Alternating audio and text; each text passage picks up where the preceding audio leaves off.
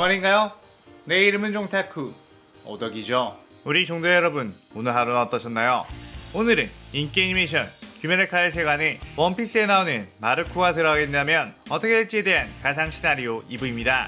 이 영상에는 원작의 스포일러와 개인적인 견해가 있으니 그 점 유의하시길 바랍니다. 大丈夫ですか? 그럼 시작해볼까요?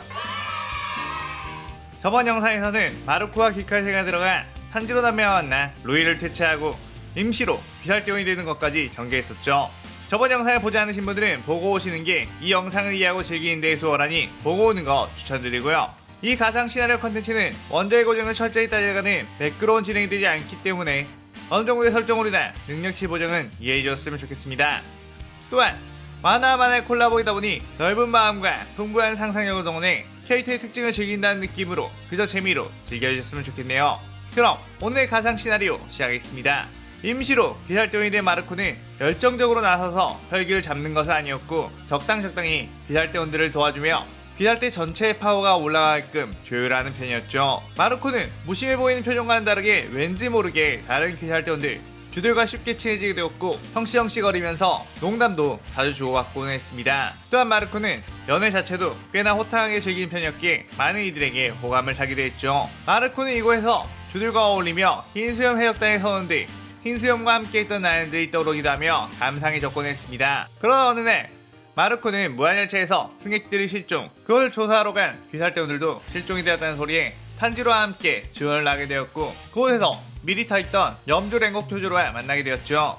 쿄조로는 이들을 반겼고 함께 도시락 까먹으며 우마이를 연발했습니다. 곧이어 검표니와 검표를 했고 이들은 모두 잠에 빠지게 되었죠. 마르코는 꿈에서 여전히 건재한 흰수염 에드워드와 이번드 대장 에이스와 함께 거대한 해적선을 타고 바다를 누비고 있었고 흰수염은 거대한 그릇에 술을 잔뜩 담아 연애를 벌이고 있었습니다. 에이스는 자신의 동생 얘기를 신나게 하면서 그 녀석도 언젠가 엄청난 거물이 될 거라며 천진난만하게 즐기고 있었죠. 마르코는 이 평범해 보이는 일상에 괜히 눈물이 나기 시작했고 에드워드는 마르코 왜 우는 거냐고 물었고 마르코는 나도 모르게 그냥 이러고 있는 게 행복하다고 했습니다. 그때 마르코의 정신의 핵을 파괴하기 위해 들어온 아이가 마르코의 정신의 핵을 송곳으로 찔렀고 핵은 파괴되었죠. 아이는 생각보다 쉽게 파괴했다며 이제 자신도 행복한 꿈을 꿀 수 있게 되었다며 기뻐했습니다. 하지만 파괴된 정신의 핵은 푸른 불꽃과 함께 다시 재생이 되었고 마르코는 아무 일 없다는 듯이 깨어나게 되었죠. 그런데 바깥에는 엄청난 난리가 나 있었고 열차의 내부는 온통 촉수로 뒤덮여 있었습니다. 쿄조라는 잃고 탄지로는 승객들을 지키며 촉수들을 베어내고 있었고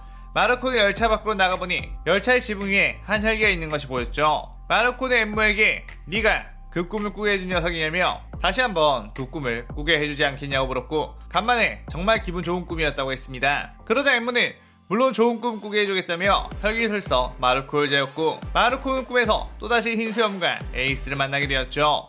하지만 이번에는 아까와도 같은 기분 좋은 꿈이 아닌 에이스와 흰수염이 죽어가며 왜 나를 지켜주지 않았냐면서 마르코의 탓을 하며 원망하는 악몽이었습니다. 엠무는 일부러 악몽을 꾸게 한 뒤 마르코를 달리는 열차에서 떨어뜨려 죽여버릴 생각이었죠. 엠무는 잠들어 있는 마르코를 발로 차 떨어지게 했고 마르코는 열차에서 떨어진 채 저 멀리로 사라졌습니다. 한 놈은 끝났군 이라고 하며 다른 녀석들을 죽이려고 생각하려는 순간 저 멀리서 푸른 화염의 날개를 한 마르코가 날아왔고 엠무의 몸을 발차기로 걷어차버렸습니다. 하지만 엠무는 이미 열차와 융합된 상태였기에 죽지 않았고 마르코는 무척이나 열이 받아 있었죠. 감히 내 아버지를 그런 식으로 내 꿈에 나오게 하다니 오랜만에 화가 나게 하는군 이라고 하며 불사조 형태로 변했고 열차 앞으로 쭉 날아간 뒤 그대로 열차와 박식을 하며 열차를 파괴해버린 동시에 열차 안에 있는 모든 승객들을 날개에 감싸 꺼내버렸습니다. 그 후 커다란 날개에 무장색 페일더에 열차를 공격했고 열차는 순식간에 산산조각이 나버렸죠.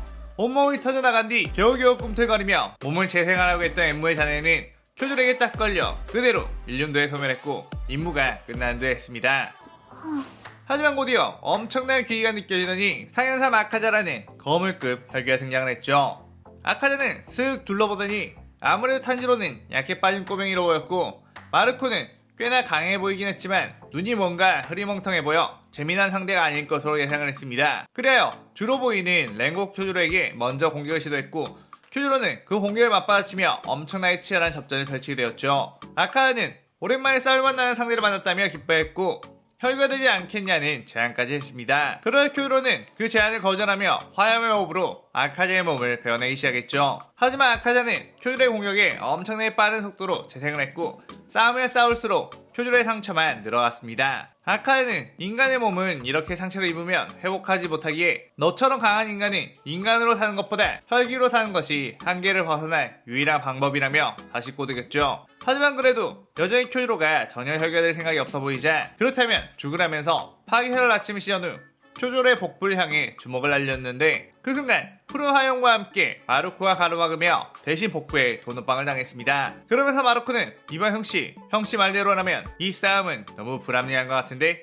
내가 대신 상대해줘도 될까? 라고 했고 푸른 화염으로 큐조를 덮어 아카자에 당한 상처를 회복시키기 시작했죠. 큐조는 다시 본인이 싸우려고 했지만 마루코는 큐조로 나는 또다시 나와 친해진 사람을 잃고 싶지 않아 라고 하며 큐조를 물러서게 했습니다. 아카자는 자신의 주먹이 배를 관통했음에도 불구하고 곧바로 회복해버리는 마루코를 보고 굉장히 흥미로웠고 재생력 말고도 싸움도 잘하는지 한번 볼까? 라고 하며 주먹을 다시 마루코를 향해 휘둘렀는데 아카자의 주먹이 닿기도 전에 엄청나게 빠른 발차기로 아카자를 차 멀리 날려버렸습니다. 아카자는 엄청난 위력의 발차기에 내장이 전부 날아가 피를 토했고 이거 장난 아니네?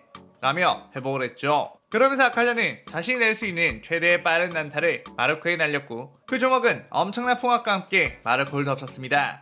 하지만 마루코는 견문색 패기로 그 주먹을 간발의 차이로 슥슥 피해내며 다가갔고 엄청난 채술 실력으로 아카자를 때려 눕히기 시작했죠. 하지만 아카자는 이런 공격이라도 나는 얼마든지 재생해서 다시 싸울 수 있다면서 재생을 하려고 했고 마루코는 거대한 푸른 화염의 날개로 아카자의 몸을 찢어버린 후 그 몸을 푸른 화염으로 뒤덮고 있자 혈기를 재생하려는 세포와 마루코의 재생하려는 능력이 겹치게 되었고 재생력에서 훨씬 우월한 마루코의 물꽃이 아카자의 재생력을 집어삼키게 되었죠. 그러자 아카자는 자신이 그렇게 믿고 있던 혈기의 재생력이 무너지며 소멸하기 시작했습니다. 그 광경을 지켜보던 탄지로와 쿄지로 역시 엄청나게 놀랐고 아카자가 형체도 없이 사라져버리자 상현의 혈기를 잡은 것은 엄청난 성과라며 기뻐했죠. 그렇게 무한열차 임무에서 돌아온 마루코와 탄지로는 곧이어 유광 임무를 향해 가게 되었는데 유광에 잠입을 하기 위해서는 여장을에 깊이 들어가야 했기에 마루코는 여장에 어울리지 않아 밖에서 망을 보는 역할을 했고 탄지로와 제니치, 이노스케만이 잠입을 하게 되었습니다. 임무 중 탄지로가 가장 먼저 다키와 마주치게 되었고 싸움이 벌어졌는데 탄지로의 실력만으로 다키를 이기지 못하고 엄청난 위기에 처하게 되었죠. 하지만 그때 네즈코가 나무 상자에서 튀어나와 다키와 싸우기 시작했고 그 과정에서 네즈코는 각성을 해 엄청난 힘으로 다키를 압도하게 되었습니다. 그렇게 소란이 일어나자 하늘을 날아다니며 살펴보고 있던 마루코가 그들을 발견했고 그대로 내려가 봤는데 굳이 자신이 나설 필요도 없이 네즈코가 잘해주고 있었고 네즈코의 폭혈을 다키를 불태워버리며 혈기의 재생력을 막는 엄청난 위력을 보여줬죠. 마루코는 네즈코의 불꽃을 보며 다른 불과는 다른 위화감이 들었고 네즈코가 폭주하자 네즈코를 말리는 과정에서 네즈코의 불꽃을 손에 쥐어봤는데 마치 자신의 재생의 불꽃과도 같은 결이 있는 느낌이 들었습니다. 인간을 태우지 않고 혈기와 관련된 것만을 태우는 불꽃 또한 혈기가 가진 재생력이 있는 피로 만들어진 불꽃이기에 스스로 계속 발화할 수 있다는 점이 있었죠. 마루코는 그 불꽃을 자신의 한쪽 날개에 넣자 그 불꽃이 번져가며 네즈코의 폭혈의 힘을 가질 수 있었고 통제를 할 수 있게 되었습니다. 그때 다키에서 튀어나온 규타로가 마루코를 낫으로 공격을 했고 규타로의 독이 마루코의 몸속에 퍼졌지만 마루코의 초고속 재생 앞에서 곧바로 분해가 되어버렸죠. 마루코는 새롭게 얻은 폭혈의 날개를 휘두르자 깃털 모양의 불꽃들이 규타로에게 날아갔고 규타로는 엄청난 고통 속에 몸이 불타버리기 시작했습니다. 폭혈의 힘과 마루코의 재생화염이 더해지자 꺼지지 않는 불꽃이 되었고 규타로 다키는 엄청난 고통 속에서 모든 세포가 불타 사라지게 되었죠. 마루코는 혈기를 소멸시킨 데에는 네즈코의 힘만큼 좋은 게 없어 보인다며 일륨도를 사용하는 것보다 이쪽이 훨씬 편하다고 했습니다. 그렇게 단기간에 상현3과 상현6의 혈기를 소탕해버린 마루코 그 성과를 높이산 우베시키 당주는 마루코에게 주의 자리를 임명하겠다고 했고 생명의 주 생주라는 이름을 내리게 되었습니다. 5대 축하 속에 조금은 얼떨떨한 느낌이 든 마루코 기분 좋은 김에 다같이 술이나 한잔하자며 모두와 함께 술을 마시며 즐겼고 모두가 생주 마루코의 이름을 외치며 기뻐했습니다. 그때 어디선가의 임무에서 또다시 가까스로 사람은 무라타의 귀가 간지러워졌고 무라타는 누가 내 얘기하나? 라고 하며 귀를 후비적거렸죠. 그렇게 며칠 후 마루코에게 코알룬주가 급하게 찾아왔고 마루코는 무슨 일이냐고 물었습니다. 홍한 룬지는 굉장히 조급한 표정으로 사실 충주 코초 시노부 씨가 어떤 임무에 나가야 되었는데 뭔가 불안하다고 했죠.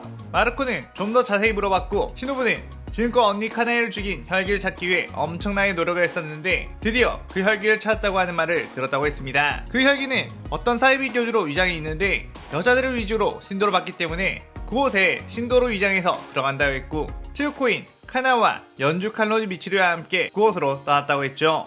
마르코는 주가 2명이 나간 거면 뭐 크게 문제될 건 없지 않냐고 했지만 시노부는 자신들에게 마치 작별 인사를 한 듯한 말을 했고 다시는 돌아오지 않을 것처럼 행동을 했다고 했습니다. 그 혈기에 죽은 화족 카나에는 듀들 중에서도 엄청나게 실력이 높았기에 그런 카나에를 죽인 혈기라면 최소 상연히 높은 급의 혈기일 거라고 생각이 된다고 했죠. 그러자 마르코는 상여사 마카자가 염주 쿄조로를 압도했던 실력을 가지고 있었다는 게 떠올랐고 그곳이 어디냐고 물은 뒤 불사조 형태로 변해 하늘로 날아가며 이 시나리오 2부가 끝이 나게 되죠.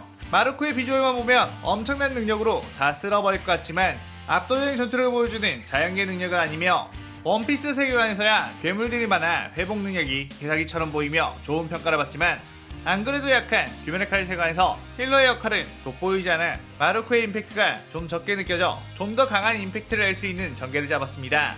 여러분들의 마음에 드셨으면 좋겠네요.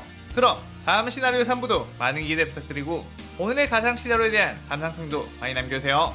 오늘 영상 즐겁게 보셨다면 구독, 좋아요, 알림 설정 누르는 거 잊지 마시고요. 그럼 오늘은 이만 사요나라.さようなら。